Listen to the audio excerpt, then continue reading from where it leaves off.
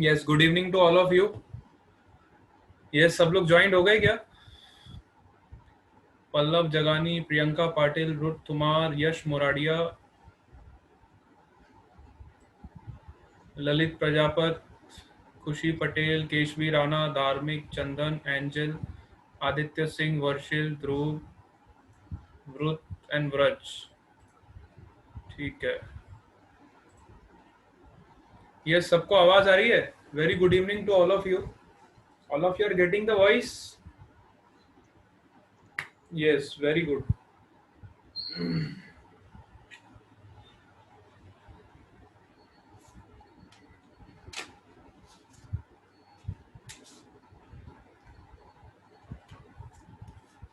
चलो, तो आज की क्लास में हम स्टार्ट करने वाले थे। देखो, मैंने आपको पोटेंशियल वाला पार्ट आपका कवर करा दिया था। आज की क्लास में जैसा कि हम स्टार्ट करने वाले थे, हैप्पी बर्थडे टू यू। हाँ, थैंक यू बेटा, very good. Yash Moradiya, celebration time. Celebration morning में हो गया था। आप मॉर्निंग क्लास में नहीं आए थे क्या?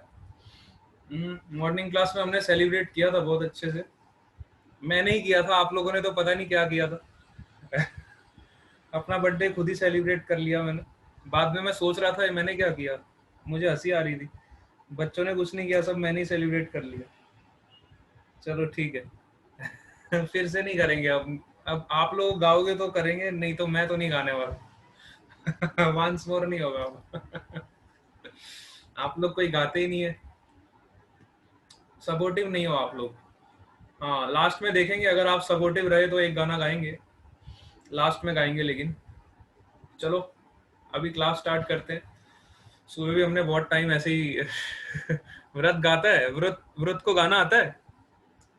अच्छा, मुझे भी तो पता लगे आप लोगों में से किस किस को गाना गाने का शौक है, तो ज्वाइन क्यों नहीं करते? फिर आप लोग गाते क्यों नहीं हो? सर, सपनों की रानी वाला गाना आता है? अच्छा, वो क्लास के एंड में गाएंगे एक गाना। फिर आप लोग डिसाइड करके रखो, तब तक, जब तक आप लोग डिसाइड करके रखो, सब लोग डिसाइड कर लो साथ में। हाँ, कौन सा गाना गाना है, क्लास के एंड में गाना एक गाएंगे, ठीक है? चलो, अभी हम क्लास स्टार्ट करते हैं। वैसे ही बहुत टाइम ले लिया हमने, मॉर्निंग में भी इस तरह से हम टाइम ज़्यादा ले गए थे। तो आज हम शुरू करने वाले थे। सर, अभी क्लास स्टार्ट कर दो तो लास्ट में टाइम मिलेगा। यस, सही बोल रहे हो बेटा, अभी स्टार्ट कर देंगे तो हमें टाइम मिलेगा। तो आज हम स्टार्ट करने वाले आपका इलेक्ट्रिक डाइपोल। ठीक है, जो बहुत सारे बच्चों को डाउट्स थे उसमें, इलेक्ट्रिक डाइपोल वाला टॉपिक आज हम स्टार्ट कर रहे हैं, उसको पूरा अच्छे से पढ़ेंगे। इलेक्ट्रिक डाइपोल, ठीक है, जेई लेवल तक जाएंगे हम इसमें। ठीक है, from boards to boards level से जाएंगे हम जेई लेवल तक। ठीक है, अब जो भी टॉपिक्स हम पढ़ रहे हैं, ये सब हम जेई पॉइंट ऑफ व्यू को दिमाग में रखते हुए पढ़ रहे हैं। ऐसा नहीं है खाली बोर्ड लेवल का पढ़ेंगे, नहीं, हम इसको जेई तक खींच के ले जाएंगे। कोई भी टॉपिक अब हम पढ़ेंगे इवनिंग क्लास में, जो भी टॉपिक हम पढ़ेंगे वो सारे जेई लेवल तक जाएगा। ठीक है, इवनिंग क्लास सबके लिए कंपलसरी है। चलो, यस सर। Very good. चलो आ जाओ, इलेक्ट्रिक डाइपोल सब लोग तैयार हो? Electric dipole, how is the josh? How is the hi sir. बढ़िया सर, वेरी गुड, जय हिंद। चलो, लेट्स स्टार्ट द क्लास। जय हिंद। डाइपोल क्या होता है? सबसे पहले तो हम बहुत बेसिक बेसिक बातें करते हैं इस पे, फिर अच्छे अच्छे क्वेश्चन सॉल्व। डाइपोल क्या होता है? दो छोटे छोटे चार्ज होते हैं, one is positive charge, another is negative charge, which is separated by a very small distance. ठीक है, अगर आपके पास दो चार्जेस हैं और दोनों के बीच का सेपरेशन बहुत ही छोटा है ना, तो उसको हम बोलते हैं इलेक्ट्रिक डाइपोल। ठीक है, हाँ, भारत माता की जय। दो चार्जेस अगर हमारे पास है और उन दोनों के बीच का डिस्टेंस बहुत ही स्मॉल है, which are separated by a very small distance, a pair of equal and opposite charges which are separated by very small distance, then this arrangement is known as your dipole. ठीक है, इस arrangement को हम बोलते हैं dipole.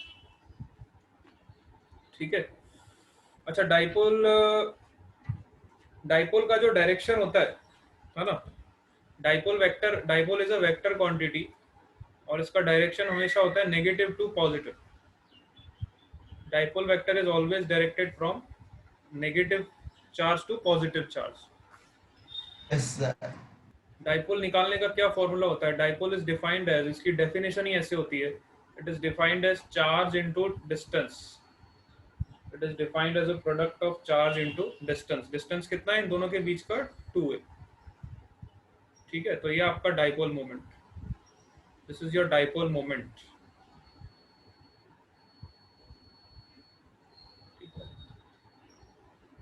अच्छा, इसका unit क्या होता है डाइपोल का? डाइपोल का यूनिट क्या होता है? देखो, चार्ज का यूनिट क्या होता है? कूलम। चार्ज का यूनिट होता है आपका कूलम। डिस्टेंस का यूनिट होता है मीटर। Coulomb into metre. ठीक है, ऐसा यूनिट इसका कूलम इनटू मीटर होता है। और इसका एक और यूनिट होता है जिसको हम बोलते हैं डीबाई। कई बार आपको इस यूनिट में डाइपोल मेजर करना होता है। 1 Debye which is equal to 3.3 into 10 की पावर -30 कूलम इंटू मीटर। क्योंकि डाइपोल मोमेंट आपका ना बहुत छोटा सा आता है। आपने देखा होगा, केमिस्ट्री में भी आप लोग पढ़ते हो, है ना? जैसे H2O का मॉलिक्यूल है, तो इसको मैं ब्रेक करूंगा तो 2H प्लस और O2 माइनस में ब्रेक करूंगा। ठीक है,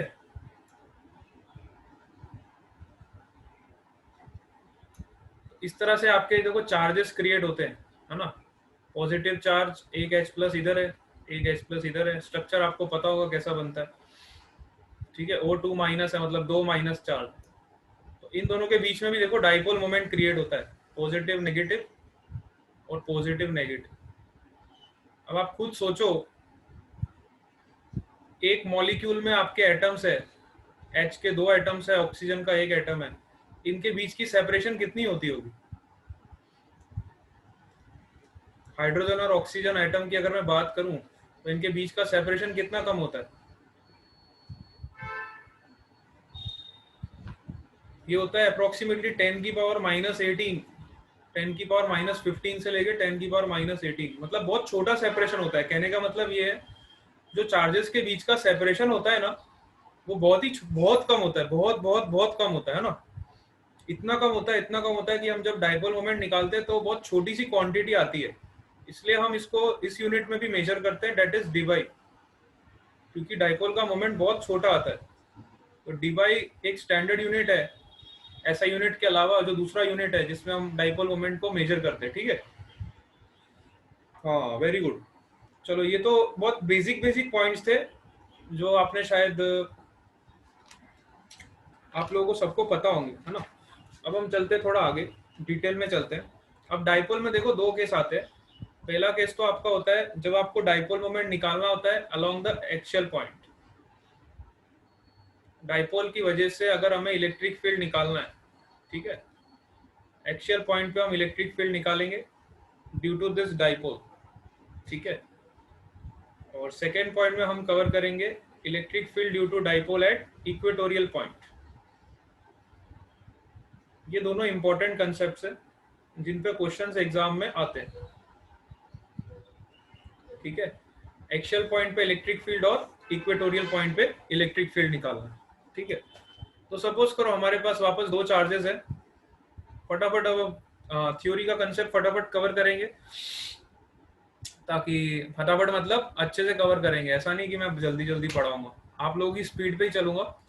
अगर आपको लगे सर आप बहुत स्लो चल रहे हो या बहुत ज़्यादा फास्ट चल रहे हो, तो मेरे को उसी टाइम बोल देना, सर थोड़े स्लो हो जाओ या थोड़े फास्ट हो जाओ। ठीक है, वो मैं आप लोगों पे छोड़ देता हूँ, आप लोग मेरे को बता देना। सपोज करो हमारे पास 2 चार्जेस है, one is plus q, another is your minus q, and I have to find the electric field at some axial point on this line. Suppose मुझे इस पी पॉइंट पे इलेक्ट्रिक फील्ड निकालनी है जिसका सेंटर से distance मुझे पता है r। सेंटर से मुझे डिस्टेंस कितना पता है? r। ठीक है, अब जनरली हम कैलकुलेशन के लिए क्या करते हैं, दो चार्जेस के बीच के सेपरेशन को 2a ले लेते हैं। आप चाहो तो a भी ले सकते हो, कैलकुलेशन को सिंपल करने के लिए हम इसको 2a ले लेते हैं ताकि सेंटर से इसका डिस्टेंस इक्वली डिवाइड हो जाए। ठीक है, अब इलेक्ट्रिक फील्ड देखो प्लस क्यू चार्ज की वजह से किस डायरेक्शन में होगी, राइट साइड। पॉजिटिव चार्ज की वजह से आपकी इलेक्ट्रिक फील्ड किधर जाएगी, राइट साइड जाएगी। अच्छा, नेगेटिव चार्ज की वजह से इलेक्ट्रिक फील्ड किधर जाएगी, लेफ्ट साइड जाएगी। Electric field due to negative charge.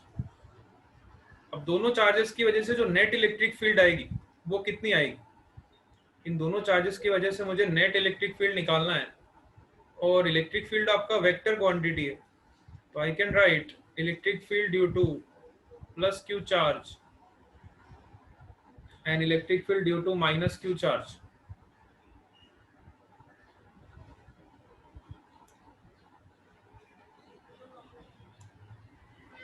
ठीक है,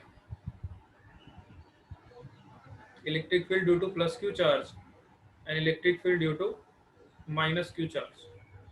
तो दोनों की डायरेक्शंस ऑपोजिट है, तो मैं इसको इस तरह से लिख सकता हूँ, which is E due to plus q, E due to plus q will be, अब आपको खाली इलेक्ट्रिक फील्ड की वैल्यू यहाँ सब्स्टिट्यूट करनी है, विच इज के Q upon are square. Electric field क्या होता है, k into q upon are square. अच्छा, डिस्टेंस इसका देखोगे, पॉजिटिव चार्ज से डिस्टेंस कितना है इसका, आर प्लस ए का स्क्वायर। ठीक है, पॉजिटिव चार्ज से डिस्टेंस कितना है, ध्यान से देखो, विच इज आर प्लस ए का whole square. So I will write here k Q upon r plus ए का होल स्क्वायर। ठीक है, और नेगेटिव चार्ज के से इलेक्ट्रिक फील्ड ऑपोजिट डायरेक्शन में है, दोनों का मैग्नीट्यूड सब्ट्रैक्ट हो जाएगा, माइनस के times Q upon R minus A का होल स्क्वायर। इसकी वजह से डिस्टेंस कितना हो जाएगा, देखो आर माइनस ए का होल स्क्वायर। ठीक है, नेगेटिव चार्ज से डिस्टेंस कितना है इस पॉइंट पी का, आर माइनस ए। तो बस यहां से आप इसको सॉल्व कर लोगे और नेट इलेक्ट्रिक फील्ड आपको पता चल जाएगी। देखो ललित प्रजापत ने आंसर भी निकाल दिया। हाँ देखो, बहुत बच्चे यहाँ पे गड़बड़ करते हैं, कहाँ पे गड़बड़ करते हैं वो मैं आपको बताता हूँ। आंसर तो सब लोग निकालते हैं, पहले इसको सॉल्व करो आप, मैं आपको बताता हूँ कहाँ पे गलती कहाँ पे करते हो आप लोग। 1 अपॉन आर प्लस ए का whole square minus 1 upon R minus A का होल स्क्वायर, इसको एलसीएम लेके जरा सॉल्व करोगे तो आपको इस तरह का रिलेशन मिलेगा, K Q into R minus A का whole square minus R plus ए का whole square upon are square minus A square का होल स्क्वायर, है ना। जब आप इसको सॉल्व करोगे, न्यूमरेटर को ओपन करोगे, you will get this k Q into r square plus a square, ये कैंसिल हो जाएगा, तो क्या बचेगा, 2 times k r, r square plus a square minus 2 times k r, ऊपर क्या बच रहा है, इसको ओपन करो जरा, r square plus a square minus 2 AR minus r square minus A square plus 2 AR, ये तो कैंसिल हो गया पूरा। ऊपर कुछ बच रहा है कि नहीं बच रहा है?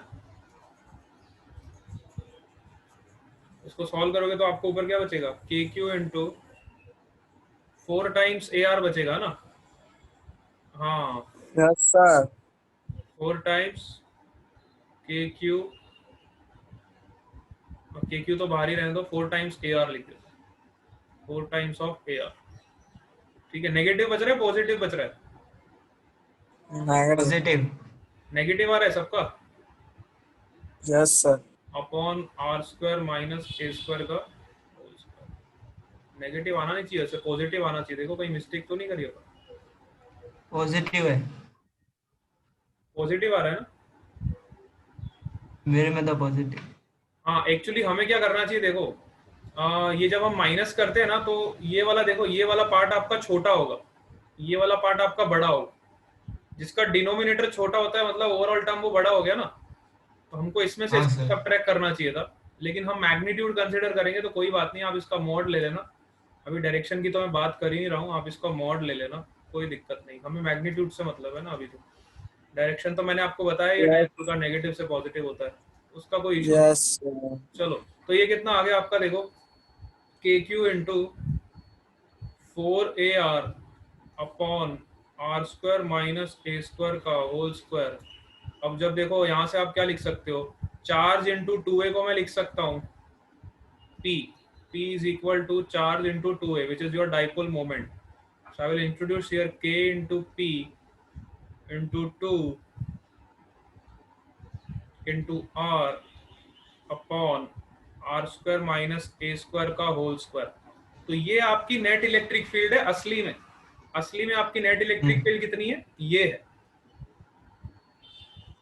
लेकिन जब आपको मैंने बोला हो if your dipole is very very short, अगर मैंने आपको बोला हो if your dipole is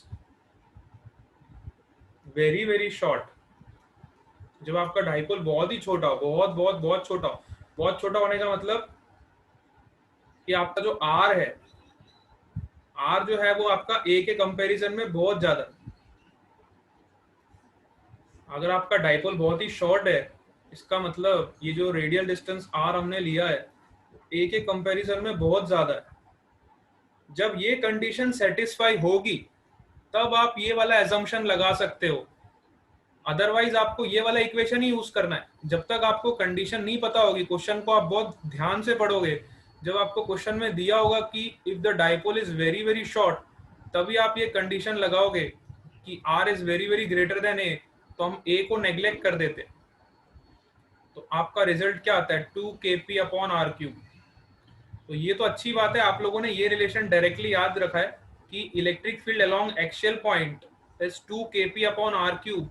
but condition भी याद रखो कि ये रिलेशन तभी लगेगा, ये रिलेशन तभी लगेगा जब आपका डाइपोल बहुत ही शॉर्ट है, मतलब आपका जो आर है वो ए के कंपैरिजन में बहुत ज्यादा है. ज्यादातर क्वेश्चंस आपके इसी फॉर्मूले पे सॉल्व होंगे, 2kp अपॉन आर क्यूब पे. लेकिन कई बार वो जानबूझ के डाइपोल में आर और ए के बीच में ज्यादा फर्क नहीं रखता है ना. आर और ए कई बार सिमिलर ही होता है, ज्यादा यूनिट में फर्क नहीं होता है. तो आपको कई बार ये वाला इक्वेशन भी यूज करना पड़ सकता है. इसलिए आप हमेशा जनरल इक्वेशन को याद रखो. जनरल इक्वेशन डाइपोल के इलेक्ट्रिक फील्ड की एक्सियल पॉइंट के अलोंग ये है.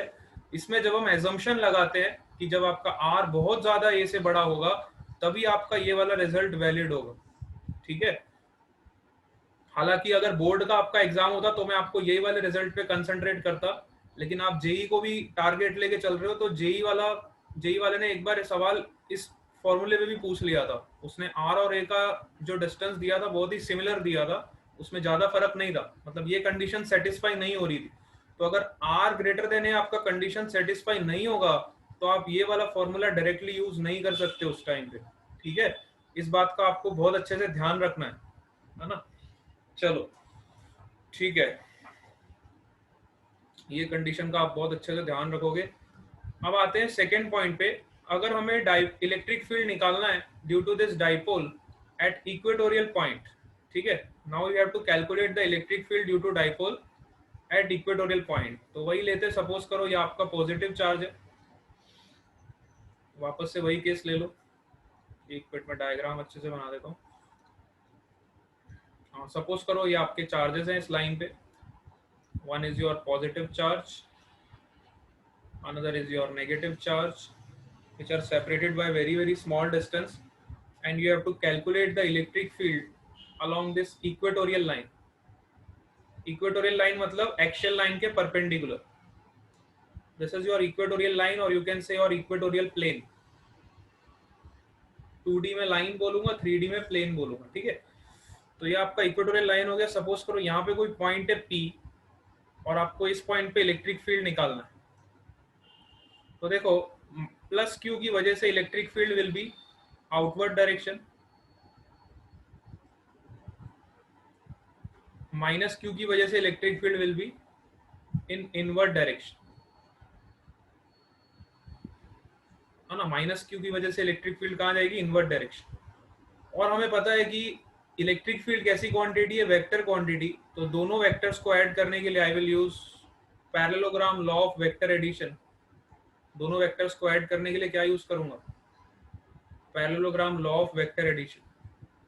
ठीक है, तो आपको नेट इलेक्ट्रिक फील्ड इस डायरेक्शन में मिल जाएगी.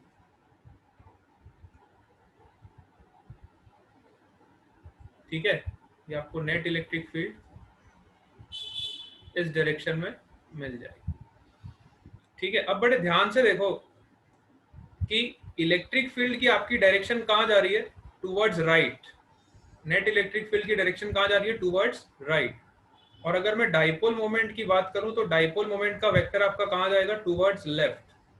Dipole moment vector is always from negative charge to positive charge.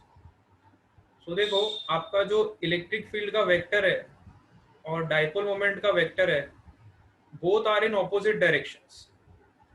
Net electric field का वेक्टर और डाइपोल मोमेंट का वेक्टर, दोनों वेक्टर्स जो आपके हैं ऑपोजिट डायरेक्शन में, इसलिए हमें इलेक्ट्रिक फील्ड और डाइपोल मोमेंट के बीच का जो रिलेशन मिलेगा उसमें नेगेटिव साइन आएगा।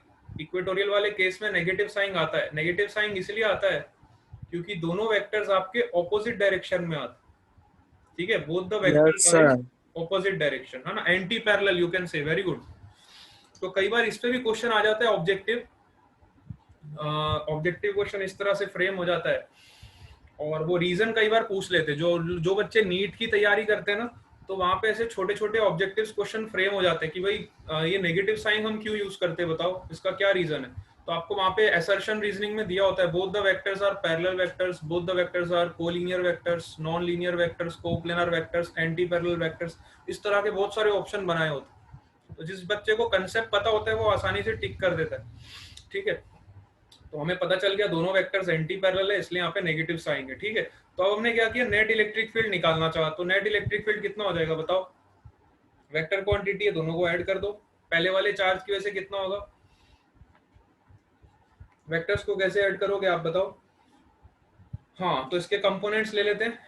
हाँ, सबसे अच्छी बात है कंपोनेंट्स ले लो। सपोज करो ये एंगल आपका थीटा दिया हो, तो ये एंगल आपका 90 माइनस थीटा हो गया, ये 90 माइनस थीटा हो गया। तो ये वाला एंगल कितना हो गया, ये वाला एंगल आपका थीटा हो गया। अगर ये वाला एंगल थीटा हो गया तो इसके वर्टिकली ऑपोजिट एंगल, ये वाला एंगल आपका थीटा होगा। ठीक है, तो नेट इलेक्ट्रिक फील्ड आपकी हो जाएगी E net is equal to 2e cos theta. देखो ये भी एंगल थीटा और ये भी एंगल थीटा, तो साइन थीटा वाले कंपोनेंट्स आपके कैंसिल आउट हो जाएंगे। ई साइन थीटा कंपोनेंट दोनों के कैंसिल हो जाएंगे क्योंकि दोनों चार्ज का मैग्नीट्यूड बिल्कुल सेम है ना। तो दोनों के ई साइन थीटा कंपोनेंट कैंसिल हो जाएंगे और ई कॉस थीटा वाले कंपोनेंट्स ऐड हो जाएंगे, क्योंकि वेक्टर क्वांटिटी है इसलिए हम नेट कंपोनेंट्स इनके ऐड कर देंगे।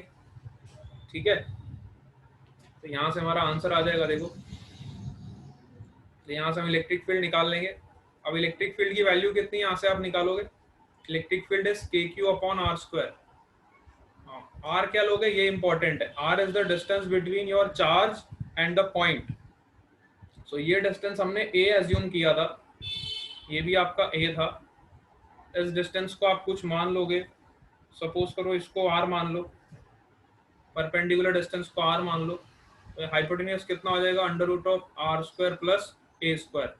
ठीक है, हाइपोटेन्यूज हमें पता चल गया, तो हम इलेक्ट्रिक फील्ड निकाल लेंगे under root of r square plus a square का whole square 2 times E into cos theta. अच्छा, कॉस थीटा का वैल्यू क्या होगा, यहाँ से ट्राइंगल से आप देखोगे cos theta is base upon hypotenuse which is a upon under root of r square plus a square, a upon under root of r square plus a square. बस, तो यहाँ से आप इसको सॉल्व कर लोगे तो क्या मिलेगा, देखो 2k a upon are square plus a square का पावर 3/2। ठीक है, अब बड़े ध्यान से आप देखोगे तो यहाँ पे मैं डाइपोल मोमेंट को इंट्रोड्यूस करूंगा। P is equal to 2 times a into q. तो 2 टाइम्स a इंटू क्यू को मैं P लिख सकता हूँ, तो you will get kp upon are square plus a square का पावर 3/2। ये मैंने आपको डिराइव इसलिए कराया क्योंकि आपको ये जनरलाइज्ड इक्वेशन पता होना चाहिए दोनों केसेस में। जनरलाइज्ड इक्वेशन जब आपको पता रहेगा तो आप एजम्पशन वाला इक्वेशन इसमें से डिराइव कर सकते हो। अगर आर बहुत ज्यादा बड़ा है, मतलब आपका डाइपोल बहुत ज्यादा शॉर्ट है, तो आप इस इक्वेशन को यहाँ से डिराइव कर सकते हो which is kp upon r cube. ठीक है, तो आपको जनरलाइज्ड इक्वेशन दोनों के इसके पता होने चाहिए। तो ये वाला इक्वेशन अगर आप याद रखते हो तो सेकंड वाला आप इजीली निकाल सकते हो, क्योंकि कई कई क्वेश्चंस में आपको डायरेक्टली ये इक्वेशन यूज करना पड़ेगा।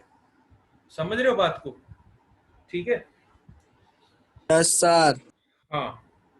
चलो अब एग्जाम में देखो ये क्वेश्चन आता है, एक्सियल पॉइंट पे हमने इलेक्ट्रिक फील्ड निकाला कितना, 2kp upon r cube for short dipole. Short dipole की बात कर रहा हूँ मैं, कंडीशन लिखता हूँ। बच्चों को कंडीशन नहीं बताते ना तो बच्चे बोलते सर आपने तो ऐसे बताया था। बेटा शॉर्ट डाइपोल के लिए बताया था, लॉन्ग डाइपोल के लिए थोड़ी ये कंडीशन लगेगी। Only for short dipole you can write E axial is equal to 2kp upon r cube and E equatorial is equal to kp upon r cube. This is only valid for short dipole. ठीक है। अच्छा, अगर मुझे vector form में लिखना है तो मैं इसको वेक्टर फॉर्म में भी लिख सकता हूँ। देखो E a vector is equal to 2k times p vector upon r cube. अगर मुझे इक्वेटोरियल का लिखना है तो मैं क्या लिखूंगा, minus kp upon r cube. ये माइनस साइन मैंने इसलिए लगाया क्योंकि वेक्टर में आपको साइन कन्वेंशन के साथ लिखना पड़ेगा। ठीक है, स्केलर में तो आप मैग्नीट्यूड डायरेक्टली लिख सकते हो, लेकिन जब आप वेक्टर की बात करोगे तो आपको प्रॉपरली साइन कन्वेंशन यूज करना पड़ेगा। ठीक है, ये पॉइंट सबको क्लियर हो गया? Very good. अब हम आगे चलते, थोड़ा एक आध सवाल इस पे करके देखते हैं। अच्छा, एक केस और डिस्कस कर लेता हूँ। सपोज करो किसी जनरल पॉइंट पे अगर मुझे दिया होता, ये तो हमने एक्सियल और इक्वेटोरियल की बात करी। सपोज करो मुझे किसी जनरल पॉइंट पे थीटा एंगल पे अगर मुझे डाइपोल का जनरलाइज्ड इक्वेशन लिखना है, इलेक्ट्रिक फील्ड का जनरलाइज्ड इक्वेशन लिखना है। ठीक है, ये केस सबसे ज्यादा इंपॉर्टेंट है और सबसे ज्यादा फेमस है फॉर जेई और नीट एग्जामिनेशन। पहले दो केस से ज्यादा इंपॉर्टेंट ये वाला केस है, विच इज थर्ड केस। अब ये केस में क्या है, देखो सपोज करो आपका डाइपोल मैंने इधर रखा। ठीक है, डाइपोल आपका मैंने इधर रखा, positive charge, this is your negative charge. ठीक है, this is your positive Q, this is your negative. और मैंने आपको बोला सपोज करो आपको किसी आर डिस्टेंस पे, जो कि थीटा एंगल पे है, किसी आर डिस्टेंस पे अगर आपको कैलकुलेट करना है what is the electric field at this point A. इस पॉइंट ए पे इलेक्ट्रिक फील्ड कितना होगा अगर आपको निकालना है। अब मैंने ना आपको एक्सियल पॉइंट दिया है ना आपको इक्वेटोरियल पॉइंट दिया है, तो इसका क्या फंडा है? देखो सबसे सिंपल फंडा आपको बता रहा हूं। हम इतना तो पढ़ चुके हैं कि एक्सियल पे अगर मेरा शॉर्ट डाइपोल है तो एक्सियल पे इलेक्ट्रिक फील्ड आपका कितना होगा, 2kp अपॉन आर क्यूब। और ये भी पढ़ चुके हैं कि इक्वेटोरियल पे अगर हमारा डाइपोल शॉर्ट है तो इलेक्ट्रिक फील्ड कितना होगा, kp अपॉन आर क्यूब। तो इन दोनों पार्ट्स का यूज करके एक ही स्टेप में मैं निकाल लूंगा कि इस पॉइंट पे इलेक्ट्रिक फील्ड कितना होगा। बड़े ध्यान से सुनना, एक स्टेप में आपको आंसर बताने वाला हूँ इस फंडे का, बहुत बढ़िया सा फंडा है। तो यहाँ पे हम क्या करेंगे, देखो मैंने आपको अभी भी बताया कि डाइपोल मोमेंट का जो डायरेक्शन होता है वो नेगेटिव से पॉजिटिव होता है। डाइपोल मोमेंट का डायरेक्शन हमेशा क्या होता है, नेगेटिव से पॉजिटिव। सो इस डाइपोल मोमेंट के दो कंपोनेंट्स हो जाएंगे, है ना। डाइपोल मोमेंट आपका ऐसे है तो इसके दो कंपोनेंट्स हो जाएंगे, one is along this axis and one is along this axis. समझ रहे हो? आपका डाइपोल मोमेंट ऐसे जा रहा है ना, बड़े ध्यान से देखना।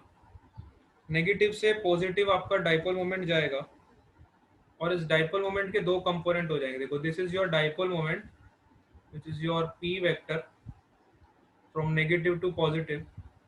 इसके दो कंपोनेंट्स में करूंगा, one is along this line, ये पैरेलल लाइन मैं इसके ड्रॉ कर रहा हूं इधर। ठीक है, and one is perpendicular to this line. ये एंगल आपका थीटा दिया हुआ, तो यहाँ पे कौन सा कंपोनेंट आएगा आपका, p cos थीटा।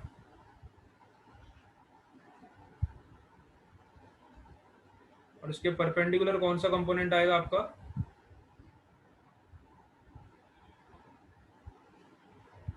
परपेंडिकुलर कौन सा कंपोनेंट आएगा बताओ। दो कंपोनेंट हो जाएंगे ना इसके।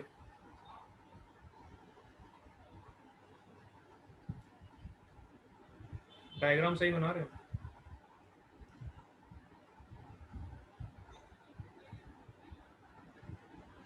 यहाँ पे आपका कौन सा कंपोनेंट आएगा, पी साइन थीटा।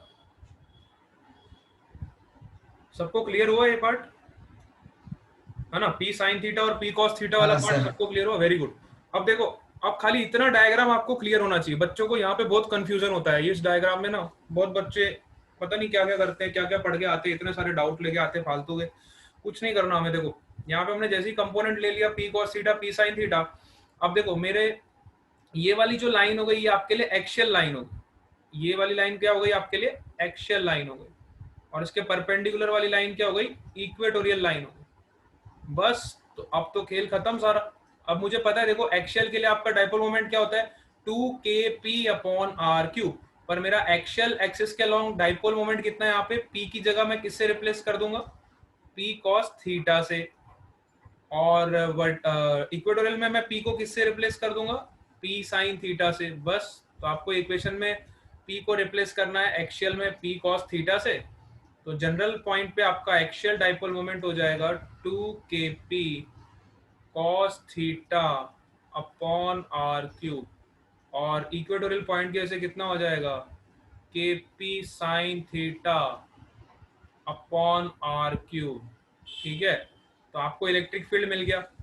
अब कई बार वो पूछता है what is the net electric field. तो नेट इलेक्ट्रिक फील्ड निकालने के लिए हम क्या करेंगे, देखो नेट इलेक्ट्रिक फील्ड निकालने के लिए हम क्या करेंगे, है ना? नेट इलेक्ट्रिक फील्ड किधर आएगी, देखो हमें इतना पता है कि इलेक्ट्रिक फील्ड का डायरेक्शन जो है वो किस तरफ है, पहले वाले चार्ज की वजह से किस तरफ आएगा। अब बताओ, डाइपोल मोमेंट आपका इधर है, तो इलेक्ट्रिक फील्ड किधर होगा, एक्शियल पे। इलेक्ट्रिक फील्ड का डायरेक्शन डाइपोल के ऑपोजिट है।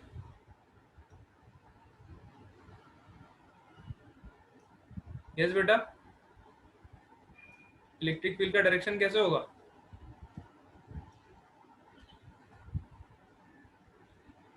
डाइपोल के ऑपोजिट। हाँ वेरी गुड। तो यहाँ पे देखो हाँ इलेक्ट्रिक फील्ड सर। का डायरेक्शन, हाँ बेटा क्लियर है सबको।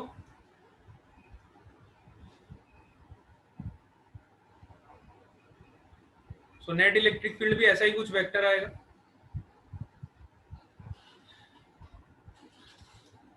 और नेट मैग्नीट्यूड इसका कितना होगा, E net is equal to, net electric field आपका कितना हो जाएगा, E net is equal to under root of E a square plus equatorial का स्क्वायर। ठीक है, दोनों का रिजल्टेंट होगा, law of parallelogram of vector addition लगा लोगे, और दोनों का रिजल्टेंट जब हम निकालेंगे तो इसका नेट कितना आ जाएगा। देखो अब आप इसको सॉल्व कर लो, यहाँ पे वैल्यू सब्स्टिट्यूट कर दो, 2kp cos theta upon r³। थोड़ा सा कैलकुलेशन है, मैं करके बताता हूँ, क्योंकि आप जेई की तैयारी कर रहे हो तो इतना कैलकुलेशन आपको करना पड़ेगा। 2kp cos theta upon r³, इसका फाइनल रिजल्ट बहुत इंपॉर्टेंट, वो आपको याद रखना है। 2kp cos theta upon r³ का whole square plus kp sin theta upon r³ का whole square. This will be your net electric field at the general point. तो यहाँ से आप इसको सॉल्व कर लोगे तो क्या आ जाएगा, देखो kp अपॉन r³ का होल स्क्वायर तो बाहर ही आ जाएगा, kp अपॉन r³ आपका एज इट इज बाहर आ जाएगा। अंडर रूट में क्या बचेगा, 4 cos square theta plus sine square theta, है ना? साइन स्क्वायर थीटा को मैं क्या लिख सकता हूँ, 1 minus cos square theta. So ये आपका फाइनल रिजल्ट हो जाएगा kp upon r³ under root of 1 plus 3 cos square theta. ये रिजल्ट बहुत इंपॉर्टेंट, ये आपका नेट इलेक्ट्रिक फील्ड होगा। This result is very important, और आपका जेई में डायरेक्टली इस पे क्वेश्चन आता है। इस केस पे जेई डायरेक्टली क्वेश्चन पूछ लेता है, तो ये रिलेशन आपको याद रहना चाहिए, बहुत ही सिंपल रिलेशन है। Net electric field is equal to kp upon r³ under root of 1 plus 3 cos square theta. सबको क्लियर हुआ? All of you clear Yes. To this point? Yes, sir. Very good. यहाँ पे कोई doubt किसी को? No, sir. Very good, चलो ठीक है। अच्छा ये पॉइंट क्लियर है, तो एक पॉइंट और आपको बता दूं। सपोज करो नेट इलेक्ट्रिक फील्ड आपका एंगल बना रहा है अल्फा, है ना, नेट इलेक्ट्रिक फील्ड आपका एंगल बना रहा है अल्फा हॉरिजॉन्टल के साथ। Suppose this angle is your alpha, और हमें अल्फा निकालना है, तो मैं ऐसा लिख सकता हूँ क्या, tan alpha is equal to, tan alpha किसके बराबर लिख सकता हूँ, E Tan theta. Perpendicular upon E parallel, है ना, this is your E perpendicular, this is your E parallel, लिख सकता हूँ ना। तो यहाँ से देखो मुझे एंगल भी पता चल जाएगा। अगर मुझे एंगल निकालना है नेट इलेक्ट्रिक फील्ड का, तो I can write tan alpha is equal to E perpendicular upon E parallel. Perpendicular पे आपकी इलेक्ट्रिक फील्ड कितनी आई थी, AP sine theta upon R cube, AP sine theta upon R cube, और parallel में electric field कितनी आई थी, 2kp cos theta upon R cube. तो ये हो जाएगा 1 upon 2 tan theta, tan alpha is equal to 1/2 tan theta. This relation is also very important from the exam point of view, बहुत important result है। Sorry sir network problem हो गया था, कोई बात नहीं बेटा, आज का क्लास बहुत इंपॉर्टेंट है, तो इसको सीरियसली लो एकदम, है ना। इलेक्ट्रिक डाइपोल आपका बहुत अच्छे से हो जाएगा, कोई डाउट नहीं बचेगा आपको। इलेक्ट्रिक डाइपोल में आप जीरो से हीरो बन जाओ, electric dipole zero to hero, ठीक है। जो लोग फर्स्ट टाइम भी इलेक्ट्रिक डाइपोल पढ़ेंगे उन्हें भी समझ आ जाएगा। बहुत सिंपल से हम इसको समझ रहे हैं, ज्यादा कुछ कॉम्प्लिकेटेड करा ही नहीं हमने, एकदम सिंपल तरीके से हमने इसको पढ़ लिया, ठीक है। ये तीनों केसेस सबको क्लियर हो गए, पहले के दो केसेस और ये वाला third case. All of you clear with this cases? Yes sir, okay. 1 minute is lefted now. अच्छा 1 मिनट बाद आप फिर से यही मीटिंग ज्वाइन करोगे सब, ठीक है। आईडी आपका सेम ही रहेगा, वापस से आईडी नहीं बना रहा मैं। हाँ चलो, अब एक आध एग्जांपल करके देखते हैं और इनको अप्लाई करते हैं कि कैसे इनको अप्लाई कर सकते हैं। सपोज करो electric field due to a short dipole, ऐसा लिखा होगा क्वेश्चन में। सबसे पहले क्वेश्चन का स्टेटमेंट पढ़ा करो, जैसे ही आप पढ़ोगे शॉर्ट डाइपोल, खुश हो जाओ, उधर ही खुश हो जाओ, यस मेरा काम इजी हो गया। जैसे ही शॉर्ट डाइपोल आपने वर्ड पढ़ लिया, आपका आधा काम इजी हो गया, आपके दिमाग में आ जाना